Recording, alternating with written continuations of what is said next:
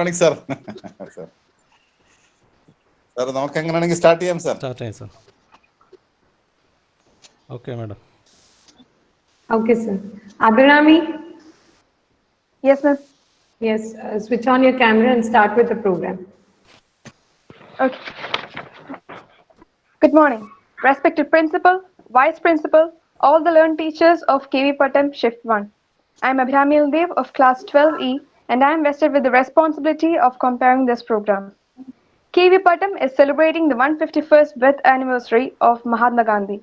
Gandhi Jayanti is celebrated on 2nd of October.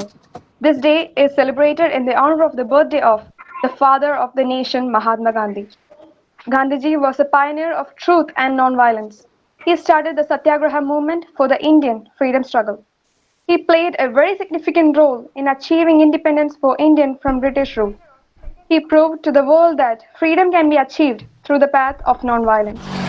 Now I invite Divya ma'am to introduce the guest of honor, Dr. Jacob Pulickan.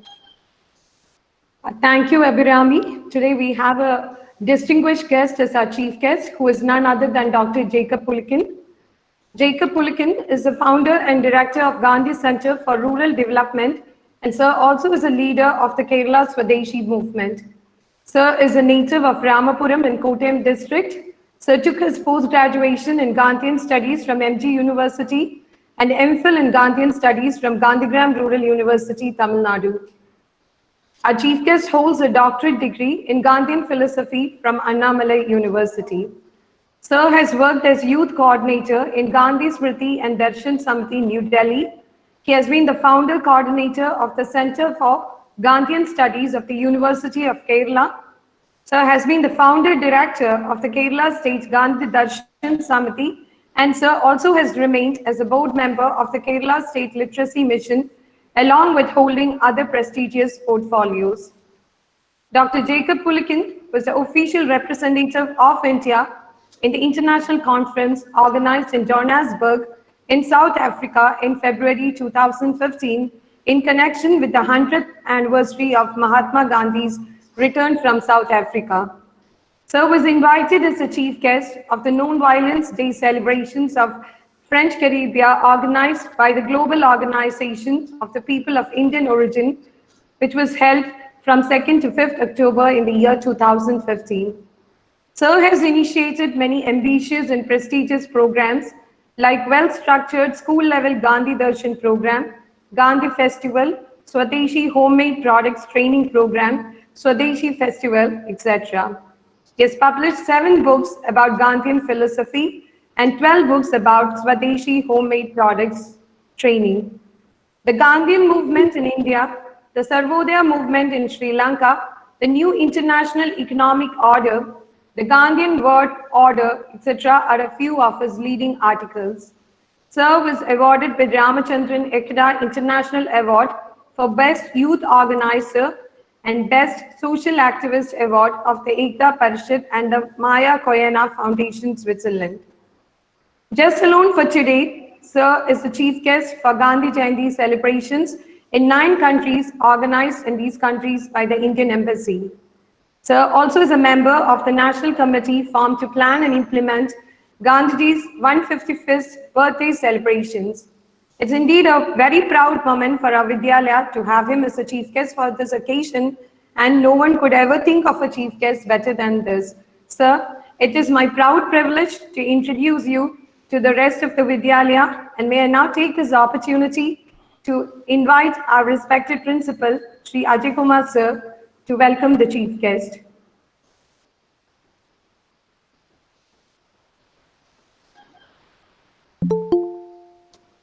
Sir, your mic, sir. Thank you, madam. Most respected and honorable chief guest of today, Dr. Jacob Pulickan sir, Vice Principal Mr. Abraham Matthew, Mr. Amit Gupta, IHM, staff members, Madhibya madam, and all other students of this Vidyalaya. It's a special occasion for us, all of us. We are very happy to have Dr. Pulickan sir with us. Actually, Pulickan sir doesn't require an introduction here because he is also a part of our 150th birth anniversary of celebration of Mahatma Gandhi. And last year it started with his introduction. He only inaugurated in the school. for the year-long celebration is inaugurated by Sir only. In that respect, Sir's presence today is very, very important, and we are very lucky to have Sir with us. Yesterday, when I was just inviting him, he told he is the chief guest of more than 9 countries today. But even then, he wants to be with us today to celebrate the culmination of 150th birth anniversary of Mahatma Gandhi. And Sir is actually last year he was mentioning to our students to imbibe the Gandhian values in their life. Meantime, he also told our Mahatma Gandhi is not only the father of the nation, he is also the father of the modern medicines. And so many other points he mentioned to our children. Still, I remember the way in which he spoke to my students, and most of the children are remembering these things. I think this occasion is special for us because he himself is present here to talk to our children again. So, on behalf of Kendriya Vidyalaya Pattom family, sir, I welcome you, and I request you to start today's program. Thank you. I request the Honorable Chief Guest, Dr. Jacob Pulickan, to speak a few words on the importance of the day. Sir, ഞാൻ മലയാളം വേണോ English വേണോ?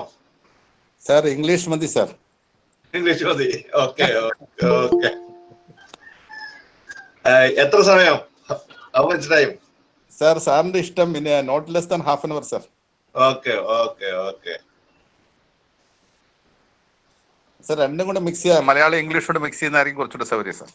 Oh, that is going to be a difficult thing. Mixing is going to be a difficult thing. Go ahead with English, sir. Many of our outside teachers are there, sir. Many Okay, it will be all right. Dear respected Principal Sri Ajay Kumarji, respected teachers, and my dear students, today is the auspicious day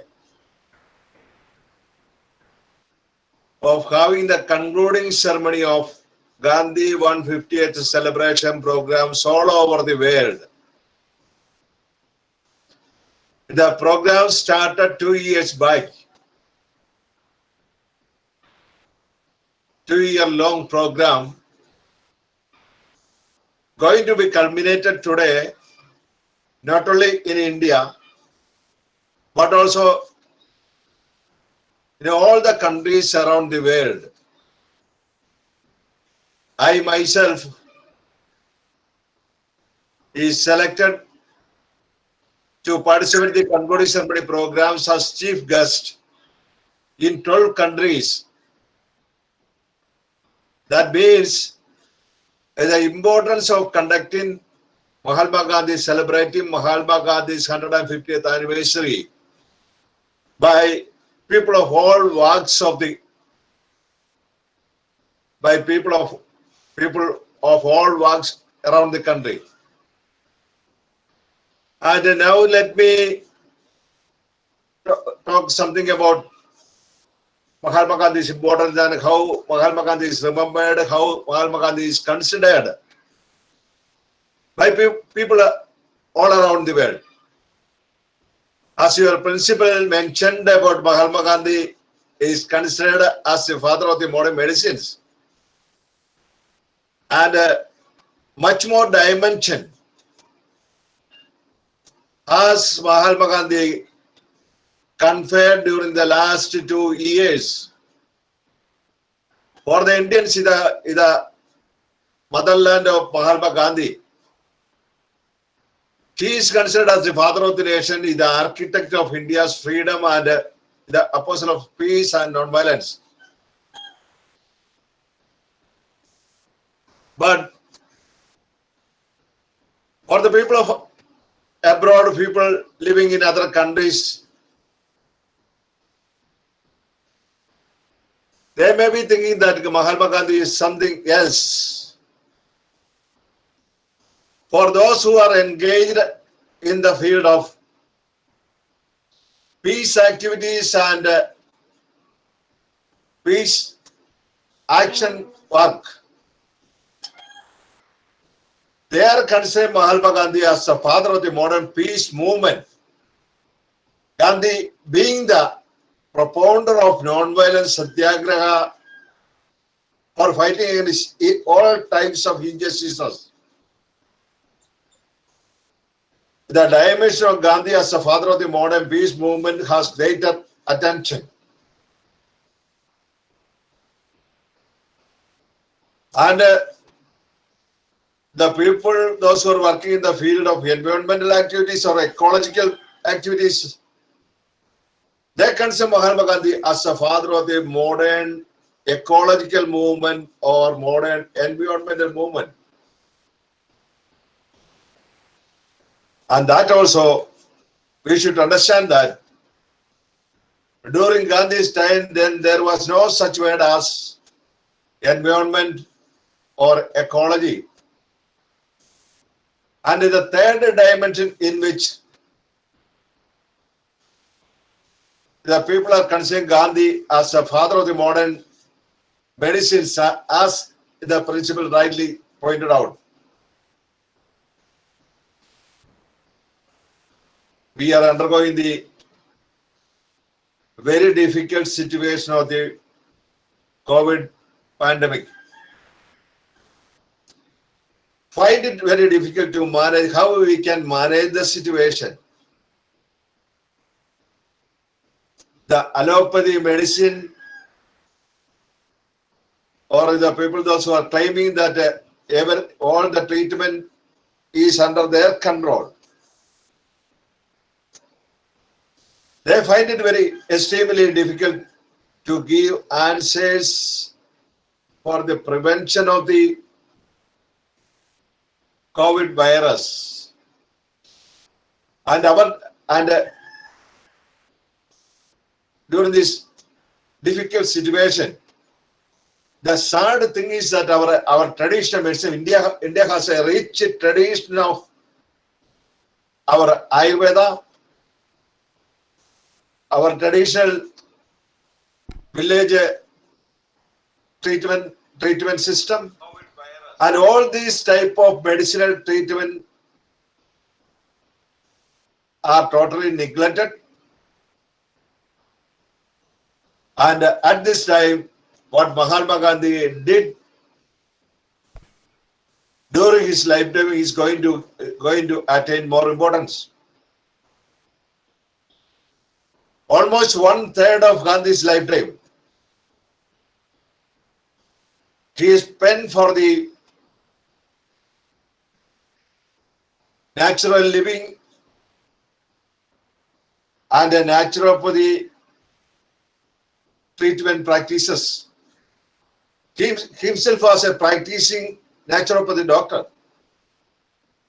and he advised to the people of India and also abroad that we should not focus on treating the disease. We should focus on the otherwise, the reasons of the disease or the causes of the disease that should be needed. And the eminent personalities even today, we forget to understand that the treatment is actually needed for the reasons of the diseases, not for the disease as such. And that is why Mahatma Gandhi is attaining more greatness in the field of his medicinal approaches. Then in the fourth dimension, which is recently gaining attention all over the world, is that Mahatma Gandhi is increasingly accepted as the father of the modern management concepts. Now, humanity around the world is the social management experts. They are concentrating on the equitable distribution of our wealth. For the equitable distribution of the wealth, management Gandhiji put forward the trusteeship concept, the trusteeship management theory. And not only because of the trusteeship management theory, there are several other factors also for considering Mahatma Gandhi as the father of the modern managerial concepts. As we all know that management simply means managing the situations, managing people, managing our ecology, managing complex situations, managing decision-making capacity. So all these types of things are to be counted in totality for finding out the importance of the managerial concepts. So I will be bringing your attention of the decision-making capacity of Gandhi while he was selecting his weapon for the second stage of the freedom struggle. In 1930, when the nation was confronting the freedom struggle at the peakest of the time, everybody was looking upon Gandhi. What was his decision about the symbol of the struggle? Gandhi took the decision that we should put the salt as a symbol of the movement, the freedom struggle. And his followers, all the followers of Gandhi, his supporters of Gandhi, they made his eyebrows, raised their eyebrows, and the British people, they laughed at Mahatma Gandhi. When Mahatma Gandhi picked up salt at the Dundee seashore, the nation roamed like anything. The rich and the poor, the young and the old, everybody joined the movement. It is just because salt is an essential commodity which is affected by each and every individual of the country. So the genius of Mahatma Gandhi, the intellect of Mahatma Gandhi, we can see how Gandhi geniusly selected the salt as a weapon for embracing the whole population of India with the freedom struggle. So that was our occasion. The whole of Indian population joined the freedom movement of the country, and the freedom movement got that much importance and that much dimension around the world just because of Gandhi's selected salt as a symbol of the movement. So that is an example of the managerial talent of Mahatma Gandhi. Then I'll be saying that in the coming days, in the near future, Mahatma Gandhi is going to be accepted, going to be known as a father of the modern media activities, modern press. Just why I am saying like that is just because of the fact that Gandhi was a man of media from the very beginning of his career to the last moments of his life. When he was heading the South African freedom movement, he started the weekly journal of Indian opinion in South Africa, and through the Indian opinion, he was directing the people, he was leading the people in all their activities, in educating the people, in giving correct direction to the people, in commanding the people, and also to give all important signals to the opponents, to the British rulers there. This is the thing that the Indian community or the black community is going to select for overthrowing the injustices put on the Indian community and the black community. So on one side, educate the people. On second side, give directions to the people, and the third time, give warning to the government. So that is the same situation when Gandhi returned to India. During his early days, he started the weekly journal of Young India, and later, during the final days, he started the weekly journal Harijan. So from the very beginning to the last point of his life, Gandhi was continuously editing newspapers and publishing newspapers, and he was a model of what should be the role of the media people in our country. So he is going to be soon considered as the father of the modern media. Then finally, I will also be saying that Gandhi is going to be recognized as the father of the modern developmental aspects. Now, we all are talking about not simply development, but sustainable development. So Gandhi was a champion of the concept of sustainable development during his lifetime. That is why I am having 10% faith that soon Gandhi is going to be recognized as the father of the modern developmental concepts. So these are the different ways in which Mahatma Gandhi is considered by different sections of the people, by different works of the people. And still Gandhi is going to be getting better dimension, greater dimension. And now I would like to invite your attention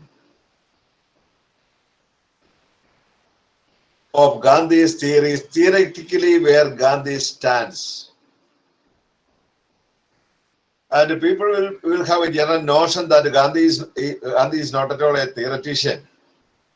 Yes, to the strict sense, Gandhi was not at all a theoretician. All the theoreticians around the world that we have ever seen, they have been writing theories. So after writing is over, they leave the theories to the people to put it into practice. Most probably, these two won't go correlated. There will always problems. But Gandhi instead gone on the other way. He did all the things, and after getting it experimented several times, perfected all the weaknesses, perfected all the wrong trackings. When he came to the conclusion that it is perfect, then only he started telling, this is what I am advising, this is what I am suggesting. So in that sense, while viewing all the theoreticians, Gandhi was not at all a theoretician on that point of matter. But by analyzing all the theories the world has seen so far, you might be knowing that the first theoretician the first theory is the theory of Darwin. Darwin's survival of the fittest theory. So as time passed, the survival of the fittest theory, people came to understand that it is not at all fit for human development. The second theory evolved, and that was the laissez-faire philosophy of perfect competition. Then again, after some time, people came to understand that that theory also not fit for the society, the development of society. The third theory, the utilitarian philosophy, emerged. Utilitarian philosophy is nothing but the welfare of the majority. That theory is counting only in the welfare of the majority. That means 51% of the society and 49% simply neglected. So after, and we should understand that almost everything, even today, governed by a mix of the laissez-faire philosophy and also the utilitarian philosophy. In whatever may be the forms of the government, whether it is capitalist government or communist government or democratic government or autocratic government, almost in the society life is governed by a mix of the laissez-faire philosophy and also the utilitarian philosophy. Even after that, there is a general belief that that is going to be increasingly neglecting the people, the poor people. So the next theory emerged, and the proponent of the next theory was Adolf Huxley. The theory of live and let live. We can see the application of the theory live and let live theory on the sides of the national highways, and nothing more happened. And after some time, another theory evolved, and that was the mutual aid theory of Peter Kropotkin, the Russian anarchist saint. The mutual aid theory. People should have the responsibility to help each other. That is a mutual aid theory. From this background, the Gandhi's theory of Sarvodaya evolved. Through his theory, Gandhi focused live in order to help others to live. You see, the focus is entirely in a different plane.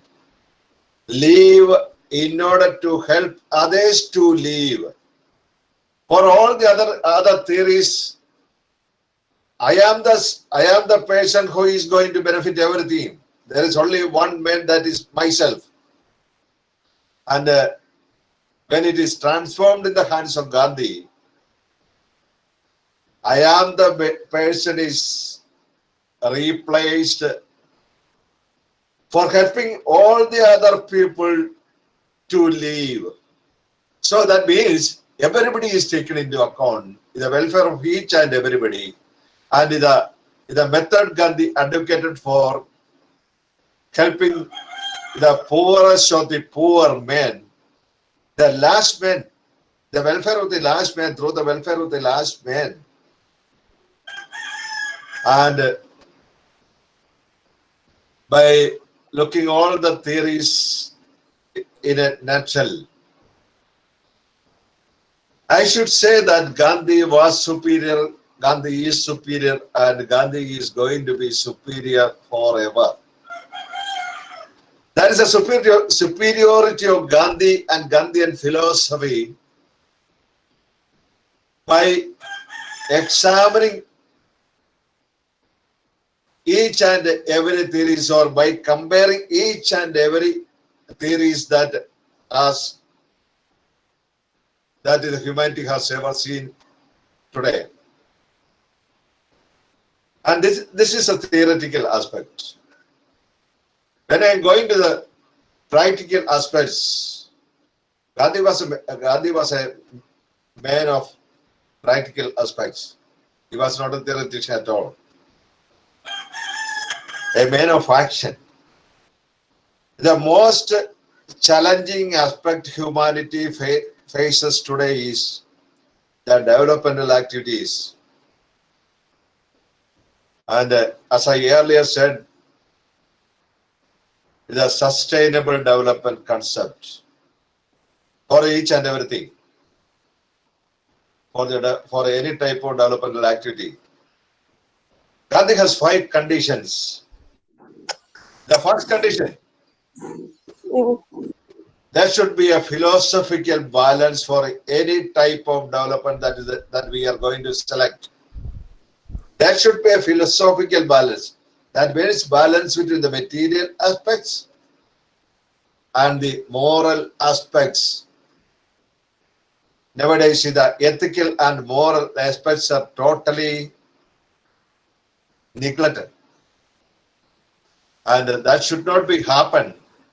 If that is happening, our development, our survival, everything is going to be in a collapsing stage.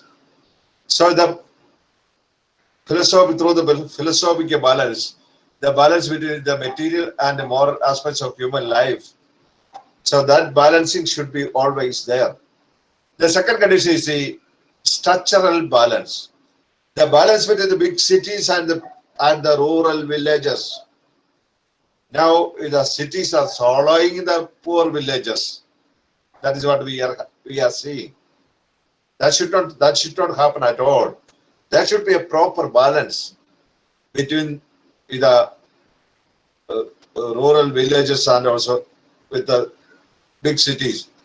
Then the third condition is ecological balance. The balance between man and his environment, or the balance between man and the nature. And the fourth condition is technological balance. There should be a proper balance between the big technologies and the rural technologies. The big technologies in a big factory is entirely different. And the rural technology that is using in a rural village has nothing to do with the big technologies that is utilized in the factories. For example, the soap making, being a champion of the soap making process, the Swadeshi process. I am taking the example of soap making. We all has the feeling that toilet soaps is the soap that we are using for cleaning our body should be produced by the multinational companies in their big factories. But I should tell you the fact that they can do it, no problem at all. But the same thing can be done by sitting in our own homes, by using our own hands. It's a simple thing that we can produce the toilet soaps, the washing soaps, the cleaning lotions, all these, all the hand wash, and this type of all things by sitting in our own homes. That can be easily done, and moreover, the quality is 100% sure. The quality is 100% safeguarded, and in big factory production mode, the quality is not at all safe at all. I am very sure about it. The quantity is not at all safe at all. The only safety measure that the multinational companies or big factory mode of production people, they are safeguarding is their own profit, nothing else. Their own profit, nothing else. So the technological balance, what we have been talking about, the technology balance between the big technologies and the rural appropriate technology, the technology that should be suited for the situation, that is not an appropriate technology. Then in the fifth condition, that is the distribution balance, distribution of the wealth, distribution of the income equitably, and utilizing the income for the welfare of the people. And we have seen several methods for the equitable distribution of the income. At one stage, during the earlier days, during the beginning stages of communism, the method, the technique that is used is liquidation. Liquidation simply means by killing the owners of the property, taking everything from their hands and transferred to the hands of the state. That is the most widely used strategy for distribution for the. And the second strategy adopted by world in autocratic governments is the confiscation of the property, capturing all the property from the hands of the rich people.